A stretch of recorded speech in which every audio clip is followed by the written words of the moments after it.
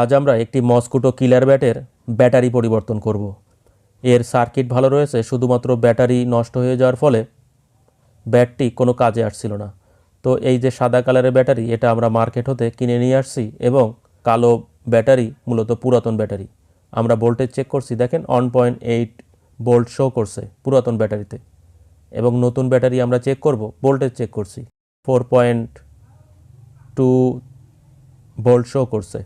তো যেহেতু voltage drop হয়ে গেছে, এ কারণে কাজ করছিল না। এখানে নেগেটিভ এবং পজিটিভ সিম্বল দেওয়া রয়েছে, ঠিক সেইভাবেই আমরা কানেকশন করব। যেহেতু ডিসি বিদ্যুৎ, এখানে নেগেটিভ পজিটিভ অ্যাকুরেট থাকা লাগবে, যেহেতু এখানে পোলারিটি রয়েছে।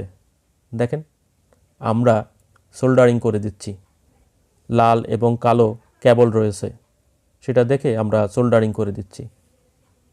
এই যে এবার ব্যাটারিটি বসিয়ে আমরা অন করব, দেখার চেষ্টা করব কাজ করে কিনা। মস্কুটো কিলার ব্যাট আপনারা সকলেই পরীক্ষা করতে জানেন, একটি টেস্টার থাকলেই হবে। শুধুমাত্র যখন ব্যবহার করবেন, টেস্টার দিয়ে ব্যাটের যে দুটি নেট রয়েছে তা শর্ট করলেই শব্দ হবে এবং স্পার্ক করবে। দেখেন এই যে লাইট জ্বলছে, এলইডি লাইট জ্বলছে এবং স্পার্ক করছে, আপনারা দেখতে পাচ্ছেন। কাজটি আমরা সম্পূর্ণ করতে পেরেছি।